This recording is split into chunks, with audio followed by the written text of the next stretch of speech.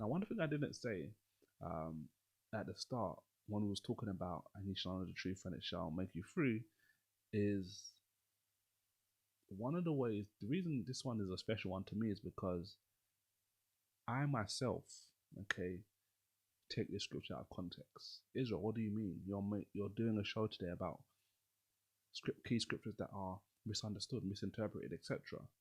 Okay, so one of the ways I've always used this scripture, okay, technically out of context, is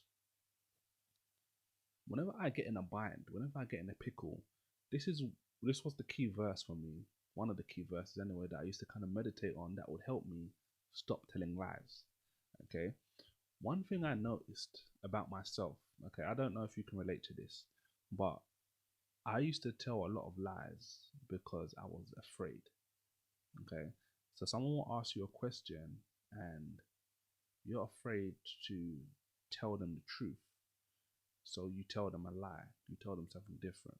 And it could be in loads of different scenarios. Someone could ask you, oh, what did you do on the weekend? Or what did you do yesterday? And for whatever reason, you feel like the truth isn't going to be sufficient. So you say, you know what, let me tell a lie. And I noticed that about myself, okay? So what I started doing in a lot of scenarios is when people would ask me questions, I'd basically turn around and I'd say in my mind, and you shall know the truth, and the truth will make you free. Okay, that's what I used to say. And that would help me tell the truth. Because I say, you know what, Jesus said, look, and you shall tell the truth, and it shall make you free. When I'd be in pickles, when I'd be in a bind, when I'd be in hard situations, I'll be scared and say, you know what, I can't tell the truth. You know what I used to tell myself? And you shall know the truth, and the truth shall make you free. And that would help me tell the truth. Okay? Understand that this context, Jesus isn't talking about telling the truth, so to speak. He's more so talking about believing in truth. Okay? Because he is the truth. Okay, that is the context. So me saying it as the truth's gonna set me free in regards to lying, not it does have application there, and this is how you get into. I don't want you to misconstrue what I'm saying, okay? Because when you get into scriptures, you see this a lot with prophecy in the Old Testament.